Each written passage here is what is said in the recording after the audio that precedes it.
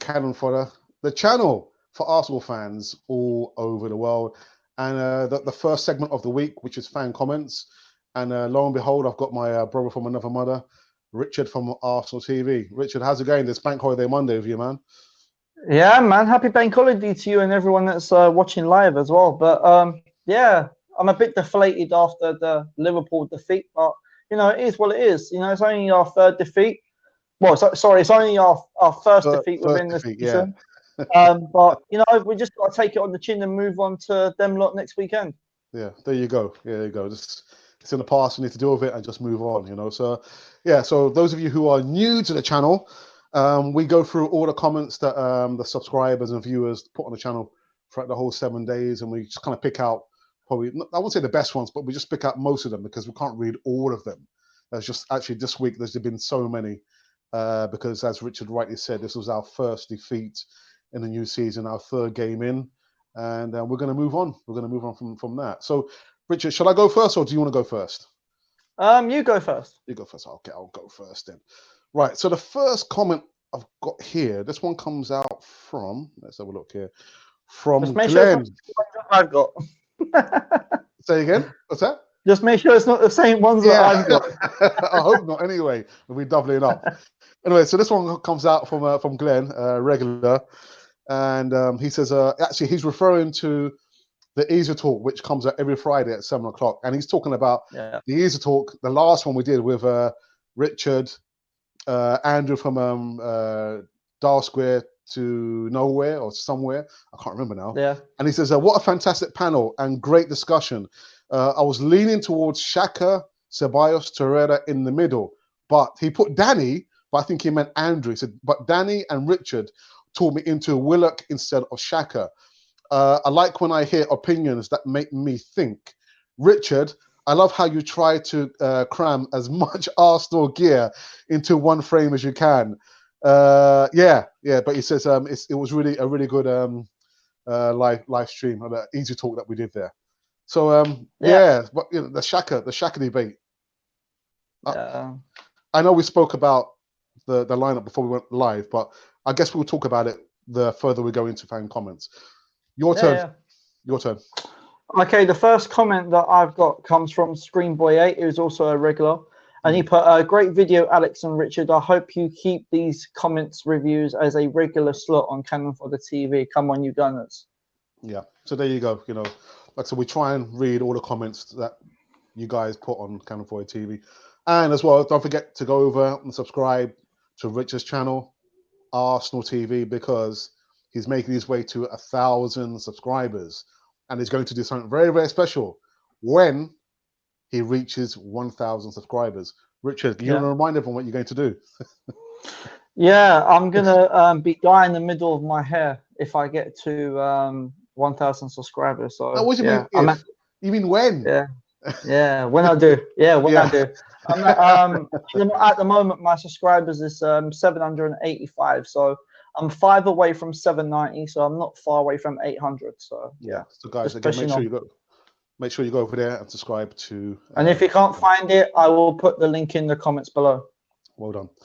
All right. So the next one I've got comes from Don One. He said, "This is nothing but publicity campaign on behalf of the Cronkies.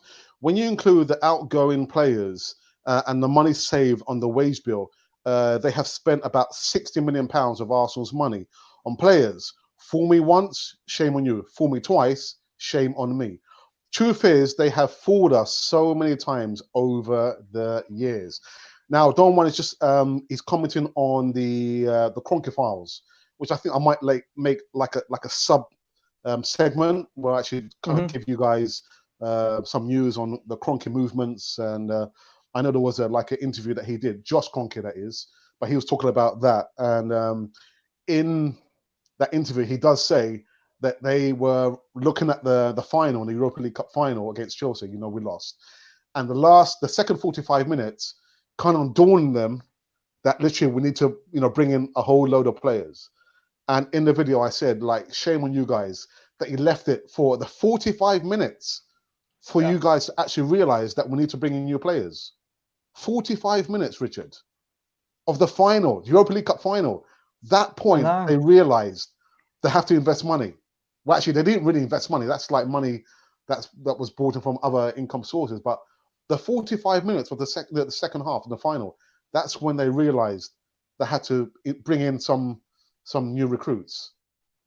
Terrible, absolutely terrible. Yeah, But that's what he was it's talking about anyway. Yeah. Yeah, it is. It is terrible for them to do that because like they've been at the club for what 11 years now, just over Yeah. 11 years. So why is it had to take a European final 45 minutes and 4 goals being passed us to realise that we are a shambles and that we needed reinforcements Mm, mm. for you to Oh, finally to wait for you to finally wake up to say, look, we better do something, you know? So, but anyway, yeah. I think it's your turn now, isn't it, Richard? yeah, Mube Gunnar. Hey. He put, I missed the live show, but a good watch, boys. Yeah. See, so there you go. There's the advert there for you. So make sure you tune in every Friday. Actually, every Monday, every Wednesday for the Voice of Reason, and every Friday for Easy Talk. On the Cannon Fodder TV.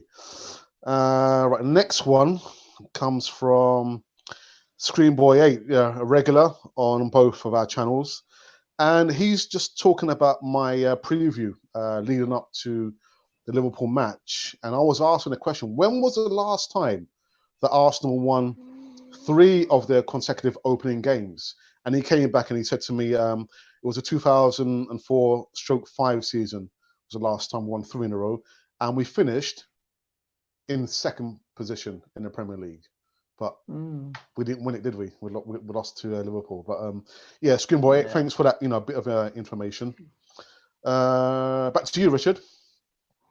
Yeah, we've got Aaron the Grosh, another regular on your channel. He put, okay, with better than late than never, but then I have never thought of the Cronkies as anything more than businessmen. Those primary objectives is to make money. My views haven't changed. Yeah. It's like I've always said, Richard. I don't think any businessman would want to invest in a company or an idea that's losing their money. They're only here because Arsenal is such a big money spinner for them. That's the only reason that they're here. Yeah. Again, the money that they've spent out on new players, they haven't had to put a penny in. Yeah. See the way I'm looking at it, it's like we are actually a self-sustaining model. If it's like you see like Man City, that like the owners are actually putting money into the club and investing to go and buy players. But we're kind of not. We're actually taking the money that's actually already in the club to go and buy the reinforcements. Like if you look at Nicolas Pepe for instance, that money is actually installments. So it's not like we've gone out and they say, look, there's a £72 million. We haven't done that. And I think what Arsenal, what they've done, they've used their money quite wisely. And I know that Stan Kroenke is a businessman, but the way I look at it, it's more or less that Stan Kroenke is dealing with the America stuff over there, and I think what he's done, he's passed Arsenal to Josh Kroenke, because ever since he came out and done the interview, Josh Kroenke has been at most of our games. Like he was at the Liverpool game as well, and he was also at the Burnley game. So maybe he's given Arsenal to Josh because he seems to be the one that's communicating with the fans more. But I just kind of get the impression there's a bit of positivity, because it seems like Josh is taking the reins, like you say, from his father, and he is, like you said, he's communicating more, or he appears to be communicating more with the fans. He seems to be trying to be there at every home game. So there is a sense of optimism like coming now in the fan base. But it's about time. It's about time, because they're the owners of Arsenal. You know what I mean? So they should be seen there. We shouldn't be questioning. Where are they? Do they have a real valid interest in Arsenal? They should be there. That should be the norm. But anyway, it's business, isn't it, Richard? It's business. It's money. You know what I mean? Well, that's the way they look at it. But to us fans, it's different. This is our livelihood. This is the team that we've supported from our childhood up until now.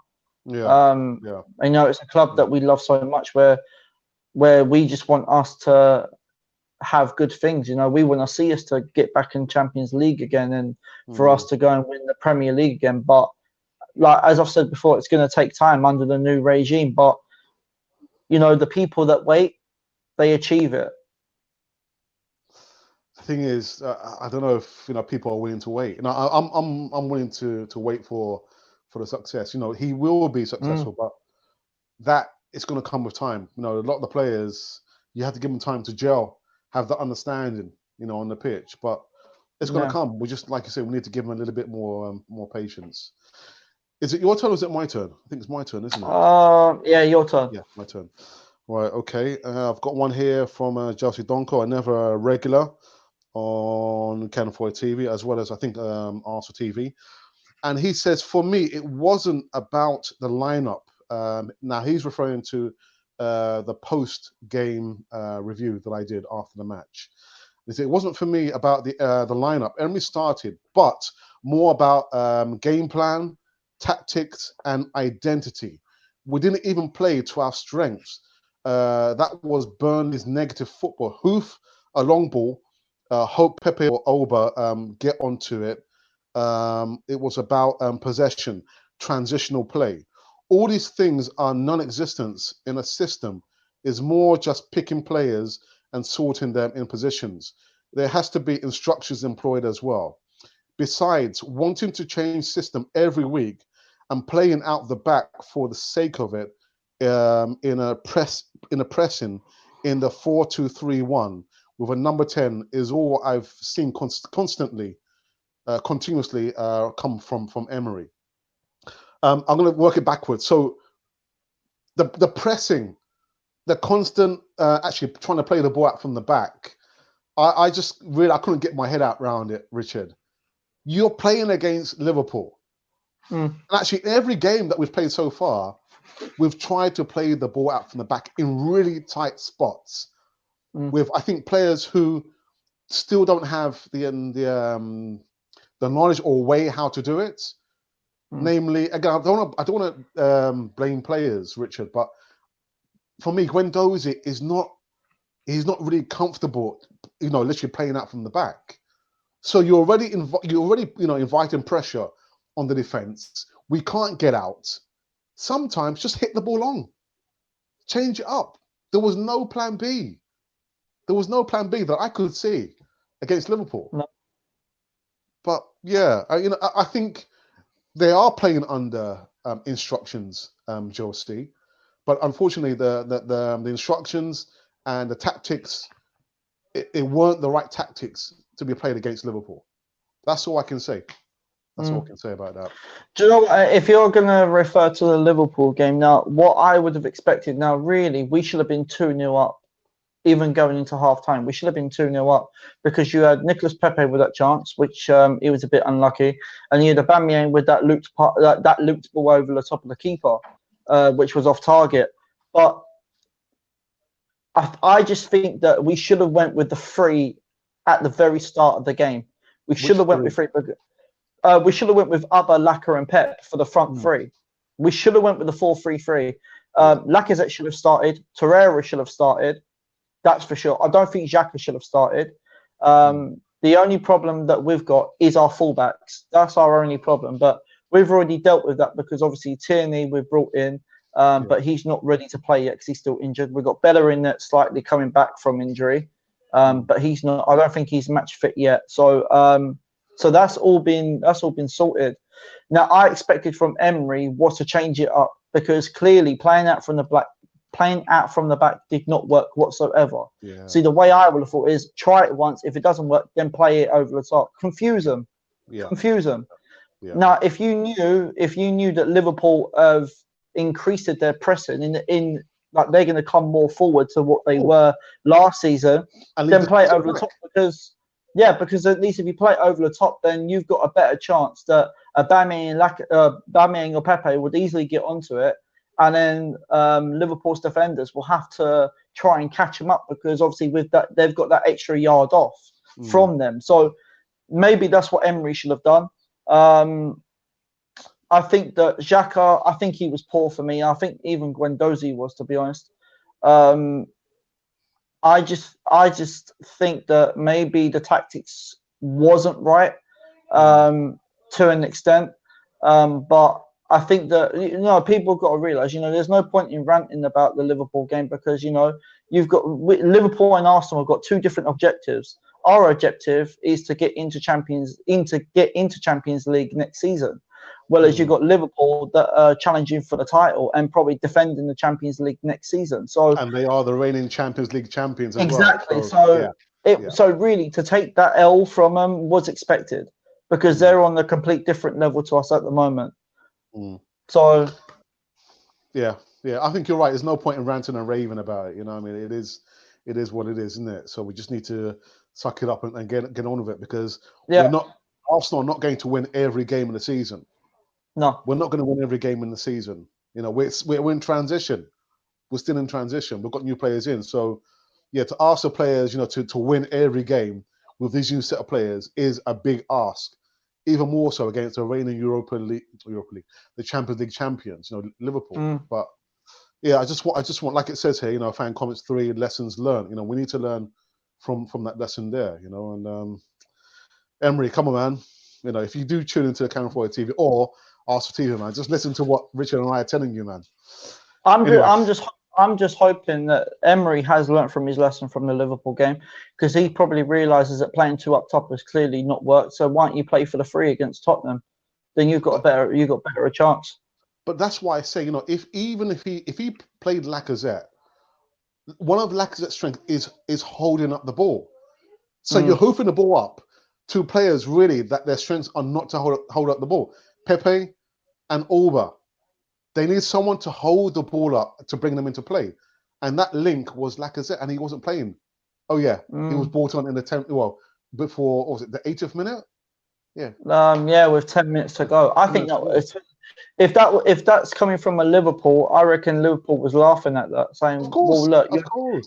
you're chasing for a goal, but then you bring on probably one of your best strikers on within 10 minutes to go when you need 2 or 3 goals. So what's even the point?" Yeah, yeah. Emery should have made the changes at half time. He should have made the changes at half time. I thought he was going to make the changes just maybe 5 minutes after half time, but Mm. 10 minutes with 10 minutes to go. 10 minutes to go. Anyway, is it your turn, Richard, or is it your turn, isn't it? Yeah, Yeah. yeah. Sonny from TV Unfiltered, who was on AFTV. He put, "Good show, mate. Good luck with the channel." Okay. And actually, Richard, you're going to be appearing on Sonny's channel. Is it this Thursday? This Thursday, yeah. This Thursday, Thursday. 8 o'clock. Okay, cool. Well, good luck with that Yeah. anyway, Richard. You know what I mean? Yeah, man. You're a man in demand now, Richard. Yeah. And then I've got another comment here from Arsenal Vlogs, which is Luca. He put Arsenal TV, meaning obviously me. He put people need to stop getting excited because I won't get excited. Everyone overhyped over Ceballos. It was Burnley, for God's sake, mate. Xhaka get rid. Emery lost it, mate. Sorry, I'm starting to get the point where Emery may need to go. I gave him time, but if he doesn't start the right 11 next week. Now, the first thing I will say about that game is, about that comment is that if you go and watch my preview about the Liverpool game, I did say when I mentioned about Ceballos, I said that I'm not going to get too over excited about I it because remember. I remember. it is only our third game, and I even said I expect him to do it in the bigger games as well against the top 6 sides.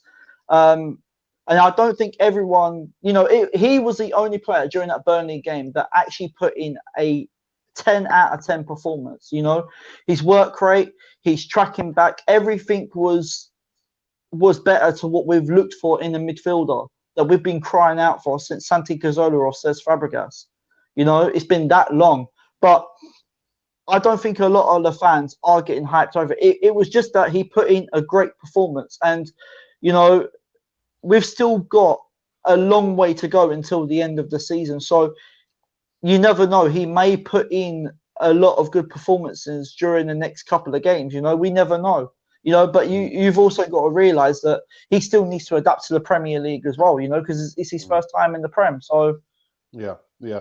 No, But Richard, I wholeheartedly, back you and support you, because I do remember you did say that you're not going to get too overhyped, yeah, about Danny Ceballos, and I said the same thing as well. That it was at that point, only 2 games in, so we're mm, not so foolish to think, this guy's going to solve all of our problems, immediately. It's going to take time, like we've always said. yeah, The only thing I would say is with Danny Ceballos, I thought he was played out of position. To me, he seemed like he was on the right side of the diamond. And I'm thinking that's not where he should be. He should have been mm, in the number 10 role, literally pulling the strings. yeah, I just saw Danny just chasing the ball, and that's not his game. He should be the one being, actually making the tempo of the game. yeah. Trying to feed the players. Showing a little bit of flair, but he wasn't in the right position. But I No, wholeheartedly support you, Richard, that you did say that you're not going to get too ahead of yourself because it's only 2 games in. yeah. We're not that. We're not And that. it's, you know what, Al, and even going back to your point when you said that he was out of position, I noticed that as well because he was mainly on that right hand side, near enough the whole Mm, game.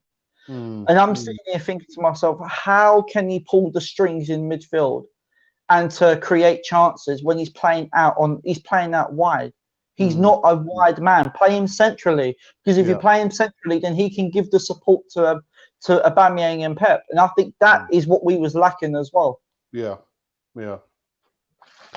But yeah, Luca, point taken. But like Richard said, you see on his video that he said he's not going to get too overly excited about Ceballos. It's going to take time.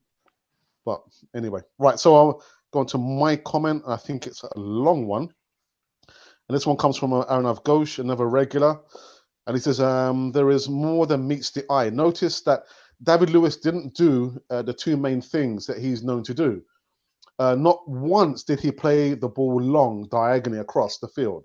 He also didn't speak much or command the defense. Actually, yesterday, the way we started, we never had a chance. If Pepe and Alba scored, Liverpool had the firepower to score more goals.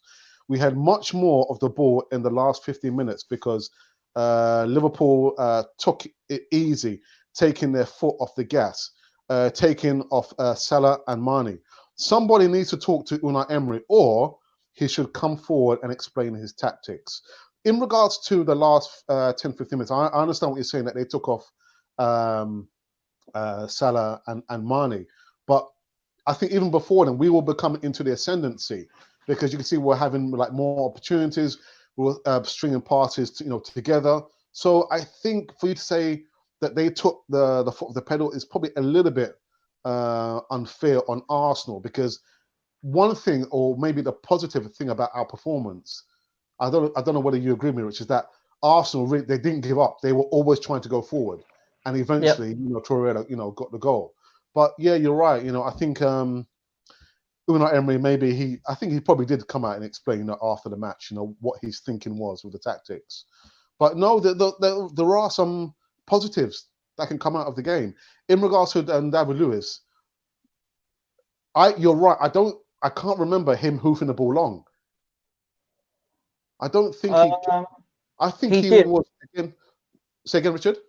He did. He did Did at he? one point off the ball long, yeah, but it didn't come off as it should have done. I think it went out for a throw into Liverpool. Right. Okay. Well. Yeah. But So no. I didn't really see David Luiz commanding that defensive line. I think it was mainly Socrates Yeah. in some Yeah. in some sort of way. Mm, But I don't think Emery will come out and explain the tactics or whatever that he tried to do, because I don't think no manager will. mm, Mainly that's all down in the dressing room and whatnot. yeah. But if you look at the only positives that I can see from it is Nicolas Pepe, because I noticed when he was coming Oh, up against Virgil van Dijk, I noticed that Virgil van Dijk had to take 2 yards back because I think he felt threatened by mm, Nicolas Pepe mm. in terms of his pace and his quickness. Um, And he and skipped over as well, didn't he, a couple of times? yeah, So yeah, yeah. yeah. He spun him quite a lot during that period. So I think if you look at the I think it was a better game in terms of what it has been in the past, because at Yeah. 3-0 down, Arsenal was still we were still fighting back. Yeah. We had that never give up attitude. Like we're thinking, right, we're 3-0 down, but let's just keep going at them because eventually they're going to get so annoyed of it. Yeah. And then eventually they'll muck up and then we'll find the gap. Yeah. So and he brought Mkhitaryan as well, didn't he? He brought Mkhitaryan on as well. Yeah. I don't think Mickey done too bad when he came on. He didn't do bad, did he? He didn't do too bad. He did stretch the back four a bit. And he did try and go out wide to try and create space into the middle. Yeah. But I think it was a little too late, really. Yeah. And I can understand what he said where Liverpool took the foot off the gas. They did. Yeah. You know, Liverpool could have scored at least 4 or 5 if they wanted to. But I just thought they thought at 3-0 they thought it's job done. You know, we can go back into first gear again. Yeah. So, but it is what it is. Yeah. Anyway, you know, is there any comments actually live right now? And there's quite a few, so we're going to go through them now anyway. Yeah, let's go through them. Let's see what everyone's saying. Yeah, so anyone's just like watching live, seeing like the number's been fluctuating. The most we've had watching at any one time has been like over 10 or 11 people. But those of you who are watching live, thank you for coming in. If you've not seen Cannon Fodder TV before, make sure you subscribe, hit the notification button as well, hit the like button. So it kind of sends us up there the rankings, if that ever works. And also make sure you subscribe to Richard's channel, which is Arsenal TV. Right, we're getting into the chat. Let's see what's been going on now. So there's one here from Gunataj, and it says, "Hey fellas, hey Gunataj, hope you're well. Hoping you're having a good Monday. I think if you live here in London, you would have probably experienced a bank holiday Monday. So we've all got like a day off. We've got Sanjay Joseph. It says hi, and then we've got one here. I can't read your name. I'm very sorry. Arsenal, it's very, very low. I'm not sure what you mean by that. Another one from Sanjay. I think Josh Kroenke is serious about Arsenal. He was there at the last 2 matches, and that's what we've said. We shouldn't have to question their presence. They should always be there. They should always be there. You know, apart from that, they own Arsenal. So we want to see the owners taking like an interest, i.e. being present. Because you see Raul there, Binay are there, so why can't he not be there? And going back to that, this is where I said earlier in the show where I said that, you know, I think Stan Kroenke has passed it over to Josh because Josh has mainly been at the games and he's probably thinking, well, why I'm over here, why don't you take over Arsenal? I think so. Yeah. And he's the one that seems to be communicating with us, like as he said in his latest interview with the BBC. He said that in January that we are going to be very proactive, we was in the summer. But it remains to be seen. He done it in the summer, so let's see if they do it again in January. But you know what, Richard? I just wonder, do I want to hear from the owners about what their plans are, or do I just want to see players being brought in and players who are not quite up to scratch being sold? I'm thinking I don't really want to hear from the owners. I just want to see, you know, quality players being brought in. And the players that are rubbish just being sold. See, for me, I think it's kind of a bit of both. Like as you said, like you want to see the players coming in. I also want to hear it from the owners because, like, there has been questions where Josh and Stan haven't came up, they haven't communicated with us or anything. You know, so we didn't really know what their ambition was, and I think this is why that we done that campaign. We care, do you? Because to us, for them not communicating with us, it seemed like that they didn't care. They didn't care at all. So we didn't know what their ambition was. We didn't know if they really want us to succeed as a football club, or was they just gonna buy us and then just take money from us and pull it elsewhere, like as a little insurance policy. You know, so if anything mucks up over in America, they'd be like, "Oh, I've got Arsenal. I'll just take money from them. Bye bye. See you later." But for it, now we've got this new regime. It's like as if it's a new turning point for us, if that makes sense. It's like they're actually finally coming out to communicate with us. So it's nice to see it because we want to know what their ambitions are. Yeah. Have they got the same ambition? Have they got the same ambitions as us fans? Good point, Richard. Yeah. Yeah, point made. I understand now. Yeah, I guess we've got the best of both worlds. You know, they're coming out and explaining what is the plan for the future for Arsenal, Mm, and also we've seen a lot of movement in the last transfer window. So yeah. yeah, point taken. Another one here from Gunataj, and he says, I also think if they made investment under shared ownership, they would have to share it. Yeah, now they own 100%. I think it will change, and Josh is the main guy. So yep, okay. What else is there? What else is there? There's one here from Ugandan Knuckles. Good evening, Ugandan Knuckles. My lineup when everyone is fit: Leno in goal, Socrates holding, and Luis Bellerin wing back, Tierney wing back, midfield Torreira and Ceballos. Ceballos kind of up front as a centre midfield so he can attack. And that's what we've kind of been saying about Ceballos. Yeah. That if he's in the middle, as well as like making the link up play, he can be one of the attackers. But because he was on the right hand side of the midfield, he wasn't able to pull the strings and he wasn't able to make a contribution to attack. So No. yeah, it's like I felt sorry for him. It was like just running around chasing after the ball. And again, that's not his game. It's not his game. But yeah, yeah. But Alex, you get the knuckles. So what about your attackers? You haven't mentioned anything about Aubameyang and Lacazette, but Well, by looking at the formation of the way he's put the players, it looks like he's playing with a three at the back, and then Bellerin and Tierney as a wing yeah, back. as So wing backs, yeah, yeah, so it looks like he's going with two defensive midfielders, and then you've got Ceballos as a number 10. So I imagine it would be either be a Lacazette or a Aubameyang and Pepe, either way. So it's got to be two up front, either way. yeah. Mm. Okay, okay. Right, he's saying that. Yeah, that's that's the team. All right, fair enough. Oh, I would actually play with a three. I would actually play with a three up front instead of two. yeah, but he says that, and Torreira holding midfielder. All right, and look, this is what he's just said now. Striker Lacazette, left wing, and Alba right, right wing. Okay, Pepe. So Lacazette as main striker, left wing Alba, and right wing Pepe. Okay, and then That's my actually brother's not a bad idea. yeah, and then my brother's just finished work and listening to you guys. I was annoyed at the tactics.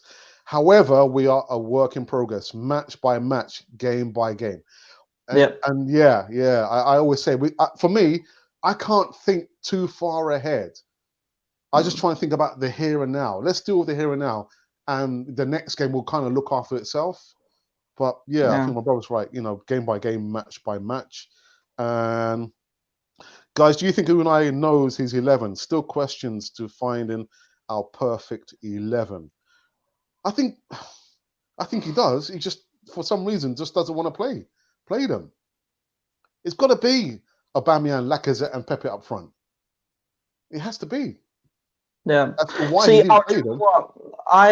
Do you know what? As Raz, you got to think about. He hasn't really got a perfect 11 just yet because, as I said, Bellerin is still out injured. Tierney's still out injured. So I think once they're fully fit, I think they'll come into the fold straight away. You got Holding that is back, but he's had a bit of a he's having match preparation because he's been playing for the under 23s. So it's nice to see him back and getting minutes underneath his belt. I think what it is, I think Emery's got a bit of a selection headache because I think some games he might have to play with two up top. I think some games he probably might have to play one up top for certain games. So I think this is why he kind of keeps swapping and changing. But I think as from now, I think that we need to play with three up front. Yeah, yeah. Because yeah. I mean, we've still got Martinelli to come on if we need him. So if one of them gets tired out, we've still got another one who's good with his quick feet and fast thinking and very direct and going forward. So maybe that would be an option. But yeah, I'd play with three up top. If you're going to play against the top six sides, I'd go with three up top because you've got more firepower, more attacking to get forward, but you're still playing with a back four. So that's going to suit Tierney because he's used to playing with a back four. When Bellerin comes back, it depends what sort of Bellerin's going to come back. because he was doing well up until he done his knee in against Chelsea. So it depends on what sort of Bellerin's going to come back. I wouldn't bring Bellerin straight in. I'd probably have him on the bench if needed, and then just bring him in gradually. Because you don't really want to bring him on and then he gets injured again after he's just recovered. So I imagine he'll probably play in a couple of under 23 matches as well before he's put onto the bench. Anyway. Yeah, I think he will. Yeah. All right, just quickly back in the chat again. There's just quite a few chats here. Ugandan Knuckles has said, "Why don't we play Medley? He's a good player." Yeah, I agree because do you know what? I watched Medley over the over Europa League and some of the cup games that he was picked in. I actually thought he was quite decent. Instead of who? Instead of, you're not saying Luiz, are you? You're saying instead of Luiz? David Luiz? That's a difficult one. That is actually. Well, I mean, I guess you could drop Chambers and actually put Chambers as a defensive midfielder because that's where Chambers played for Fulham. He was mainly in that defensive midfield and he done quite well. See, that's an option right there. That's a headache for Unai Emery. My goodness. But it's a good shout. It's a good shout, Ugandan Knuckles. Yeah, why not Medley? And actually, I think Screenboy 8 has hit the nail on the head. Not many teams will come away from Anfield with anything. You know? And that's true. Yeah. I think we'll probably ask. I mean, how many games has Liverpool won at home? I suppose it's like 40 games. 40 games. Season. Yeah, 40 games that they've won at home. So from us, that's 41 games. I mean, Maitland-Niles and Nacho Monreal, they had to be on their game against Liverpool, and they clearly wasn't. You know, everyone had to put in 110%. But I did like the never give up attitude that they all put in to try and get us back into the game with 15, 20 minutes left into the game. But yeah, it is true. Not many teams do come away with something. Yeah. Especially at Anfield anyway. Yeah, and then Gunnar Glenn. Good evening, Gunnar Glenn. Thank you for coming to the chat. First time in a long time, I didn't see Emery jumping around on the touchline. That is a very good point. He looked very subdued at one time. He was stroking his face, looking very worried, like he didn't know what to do in the game. That is a really, really good point. Yeah. And actually, on reflect on that, I didn't see him, running around being very demonstrative, with his hands and that's a very, very good point. Did you see any point that he was trying to get the players? I didn't see that. He looked very, very subdued. Do you know what? I think if you was actually at the game live, you probably would have saw him trying to give directions to the players and give them certain instructions, because it's very different when you watch it on telly. Like the cameras only mainly track the ball and everything else, and not like everything else around them. Yeah. See, I think that's a good point by watching the game live, because then you can see everyone's movement. Yeah, I don't think what I think the reason why he's probably rubbing his chin or whatever. I just think he was trying to think of a way to try and get past him, because I think a lot of his tactics that he put in to try and get behind clearly didn't work. So I don't think he had a plan B or a plan C to. So I think he was quite stuck with what he had really. And didn't know which way to turn, because whatever way that we attacked Liverpool, they turned it around and attacked us. So whatever we tried, they managed to get the transition. They matched it. They completely matched it. Yeah. Guys, again, whoever's watching Cannon Fodder TV for the first time, again, make sure you subscribe and also hit the notification button. But also make sure you subscribe to my brother from Another Mother's channel, Richard, Arsenal TV. We'll leave. Well, actually, Richard will leave the link for his channel in the comments. In the box below once we are done with this segment of fan comments. Again, Richard, the chat is gone hot. We've gone hot. So let's do a few more before we wrap it up. And we've got the Mr. Arsenal podcast. Unai knows his 10, but a good chunk of them are currently injured. He's just filling the voids, so as to speak, to his preferred players come back from injuries. That's a good I think point. that's exactly what I said. Like, he was waiting for Tierney and waiting for Bellerin to come back, because I think eventually they will come into the fold. But we've got to deal with Monreal, and we've got to deal with Ainsley Maitland-Niles for now, playing at the fullbacks. But I'm hearing that Monreal is actually supposed to be going. Yeah. So if he does, then Klesniak has got no point but to come in. Actually, I just saw a tweet this morning, and somebody was saying that it's a shame, because I think the deal could probably be done within the next couple of days. And what the person was saying is that Monreal would have been a good teacher for Tierney, because Tierney, when he does come in, he's going to have to hit the ground running. We're expecting big things from Tierney, But it's a shame, Monreal. I mean, how many years did he sign with? 2014 or 2015? I think it was round about. I think it was round about that mark when he signed. I think it's round about 2014. I think. Yeah. Okay. One from my brother. I think the club is having to become more transparent, so we as fans can question certain decisions. Like you said, Richard, they have to tell us what are their plans for Arsenal for the future. Bringing in the players. And this is why I said that I like to hear both. I like to see what's happening on the field with them bringing in the players, and also I like to know what, to hear from the owners and what their ambitions are. Do they have the same ambitions as us? Because there's no point in having a club and then you're not telling us what you're doing with it. Are you using us as an insurance policy, or are you actually going to communicate with the fans and say, look, this is what we're going to do, ZYX, and then we can say, yeah, it's the same ambitions as us. Yeah. Another one here from Sanjay. He says, take some positive last match. One, Socrates was solid, and he surprises me that he didn't get booked. That's a good point, actually. Yeah. And two, actually, Xhaka was decent enough. Three, Pepe was also impressive. Four, Spurs lost. Yep, good points made there. And a newbie, Andrew Hibbert. Good evening, Andrew. Josh is the main man. Raul Edu Binai, really excited for the future. I hope we can get Upamecano in January or the summer with like Zaha or someone to replace Iwobi.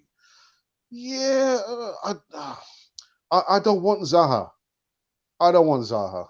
Again, the way that we play compared to the way he plays, he doesn't suit our style there. We've got Martinelli, who can play on the wing. We've got Martinelli. I don't want us to be, forking out, bucket loads of money for Zaha. Nah, sorry. If anything, I actually think it's a good call. I actually think that Upamecano deal could actually be already done and dusted, and they're just waiting for January to come in. Yeah. So I think all the paperwork and everything else is done. That they've probably sorted, waiting until January opens, and then once January opens, they might even announce him. Yeah. So I have a funny feeling that I'd be happy with Upamecano coming in. Yeah. Be very happy with that. Okay, let's run through the last chats before. Again, we're done and dusted, because usually it's like only about 30 minutes and it's going on a lot longer. Not that we're complaining. Thank you for coming in and checking out Cannon Fodder TV and looking to see what we have to say. Lumbercamp and Never Regular. Good evening. He says Emery was a coward yesterday, not playing lacquer. Attack is our best form of defense, and even when we were defending, we didn't press. Tactical disaster class. And that's what I said in my post-match review, that what happened to the pressing game. We weren't pressing them. We were inviting the pressure onto us, and we couldn't deal with it. But we had to go there and show them that we have an equal amount of attack. But again, Unai Emery, for some reason, didn't want to play Lacazette until the last remaining 10 minutes. It was mind-boggling for me. I couldn't understand it. If he was injured, then he shouldn't have played Lacazette. Shouldn't have played him. But last 10 minutes. If Lacazette was injured, he shouldn't have even been on the bench. Exactly. Why leave it for the last 10 minutes? He should not have been on the bench. Now, I'm surprised that we don't even have that pressing game, because we did last season. We had that that pressing. I don't know where it's gone. I really don't. And I think if you look at it, when we was playing against the top six sides, I think what it is, I think Emery's trying, instead of having that pressing game, I think we're actually trying to get more men behind the ball, more than anything. And I'm just sitting here thinking, well, if you're pressing that ball, you've got better of a chance of letting them muck up for us to take the transition and go to attack. Exactly. So I don't know where that game's going to get. I think it needs to come back. It does need to come back, because during that 22 game unbeaten run last season, we had that pressing game. We had it. And I think after that Southampton defeat, I think we just went a bit deflated after that, I think. Yeah. Unai Emery, if you're listening, you're watching Unai Emery, please bring back the pressing game. All right, I'm just going to run through all these last chats so we can end up this fan comments. I can't wait, Tierney and Bellerin. It would be different game and result with Laka, Torreira and Ozil. Yeah, true. Martinelli, what you think of Monreal going, El Neni and hopefully Mustafi? Yeah, like we said, I mean, for me personally, I would be sad to see Monreal go. He's been a good mainstay and a steady head at the left back position. You know, literally it's like, he does what it says on the tin. You know, he's very solid, although he's kind of lost a bit, but he would have been a good teacher for Tierney in a transition. But yeah, I'd be sad to see him go, to be honest. El Neni, no, I wish him all the best when he does eventually go.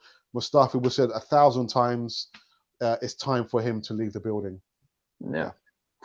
Do you know what? I completely agree with you, Al. I mean, for Mustafi, I actually can't wait to see the back of him, to be quite honest. Yeah. But I wish him all well, whatever team he goes to. El Neni, I'll be I'll give him all the best for when he goes, because he hasn't really had that much of a look in the first team at all. Real, I'm kind of a bit gutted that he's going. Really, I just think that the Premier League and the pace of it is just too much for him now. But he's every time that he's played, he's always put in a good solid performance. He's always given like a 7 out of 10, not over the top. But I just think the Premier League, the pace of it is just caught up with him. He's getting on a bit now. I just think it's just that time now. He needs to go to a league that's more slower and it's not too much intense for him. Yeah. Okay, this last few chaps. Gunnar Glenn, Liverpool always play their front three, so why don't we? Good question. There you go. I'll try and ask Unai Emery next time I see him. Or Richard, next time you see Unai Emery, you can ask him that question. Well, do you know what? I've said, like, we, as from now on, we should play with a front three, because I reckon that we've probably got one of the best front threes in world football. Probably not the best as in like Ronaldo, Messi or whatever, but I think we've probably got one of the best in the league. But you need to play them. If we use them, exactly. If we use them, then maybe we might get results. And I think as soon as Tierney and Bellerin comes in, I think it'll be a complete different ball game. Yeah. All right, this last few chats, again, they're just mounting up. So you're going, Knuckles. Yeah, true. Chambers could be a defensive midfielder. There you go. And that's how you played in for Fulham, midfield, didn't he? And Callum Chambers was Fulham's best player of the year. So, and in the majority of that time, he was a defensive midfielder. Yeah. Then we've got again, who really caught my eye too, John Jules. He's a baller. Yep. And if Martinez leaves, I don't know. It could be a decent backup goalie. Martinez. Yeah, if he improves his game, because Martinez said he wants to be the first goalkeeper. But I think he will get more games once Europa League Cup games start. So expect to see more of him.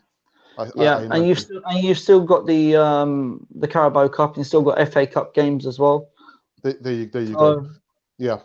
I think we've got a newbie, Tracy Linton. Welcome to Cannon Fodder TV, Tracy. Emery is an okay coach, but I don't think he's one for us. He's the one for us. A defensive setup 5-4-1, and we need to stop thinking about we can't play Liverpool. Yes, they have a better defense system. Yeah, I think he just went, to Liverpool with a kind of defensive mentality, and that didn't serve us. It didn't serve us well. We're not a No. defensive team. We're an attacking team. That's where our strength lies. We said it so many times. My brother's come back and said that some of my Liverpool colleagues have said that we're not too far away from top four. Well, you know, I agree with that. I agree with that. I don't think we are too far away from top four. If anything, I reckon we should get top four this season. Nothing more, nothing less. Because I mean, if you look at Man United, I don't think that they're going to be any good as to what, because they've lost quite a few games. Well, they've lost a few games. Yeah. And I actually don't think that Man United has been right since Alex Ferguson went, to be honest. I don't see that winning mentality that they used to have under him. And then you look at Chelsea. I don't think that they'll be nowhere near top four this season. I think they'll probably end up being fifth or sixth. So we need to capitalize, you know, on these mishaps. You know, come on, Unai. And I reckon the third and fourth position will be down to us and them lot. Yeah, them lot down. We know who it's going to be, but for the title, it's going to be Man City and Liverpool. And I won't be surprised if that goes down to the final day again. Ah, dear. Listen. There's a whole load more of them chats, but I'm gonna call it quits, and I'm gonna say, you know, thank you again to everyone who's coming to the chat for taking the time on a bank holiday Monday, and you know, thank you very much, Richard. Also, thank you very much. Again, Richard's gonna be with me every Monday. I'm going through the fan comments around about this time. But usually it's usually a bit earlier, but only because I had some other bits and pieces to do. Make sure you catch up with us also on Wednesday, where my brother does the voice of reason when he gets a lot of anger and bits and pieces off his chest. There's going to be a hot one this Wednesday. And also this coming Friday, we've got James Rowe coming back and El Tel, the original Godfather. We've got James talking about the Europa League Cup games and also about an interview that he'd done recently with a real Arsenal club legend. So make sure you come in this Friday at 7 p.m. for the Easy Talk. Richard, I want to say a big thank you to you again for coming and helping me, because I need the help now on fan comments. There's just so much going on. Thank you very much, Richard. You're welcome, man. Always a pleasure. Make sure you subscribe to his channel, Arsenal TV. He's making his way to 1,000 subscribers. And Richard, can you remind everyone what you're going to be doing when you reach 1,000 subscribers? Yeah, I'm gonna be dyeing the middle of my hair as a forfeit. So help him reach 1,000 subscribers by going over there now. Subscribe, Arsenal TV, hit the notification button, and Bob will be your uncle. But anyhow, and if you can't find it, I will leave it in the comments box below, and then you can just click on the link to head over there. There you go. But anyhow, if you guys have been wondering what you've been watching, you've been watching Cannon Fodder, the channel for Arsenal fans all over the world. And there's no breaking news today.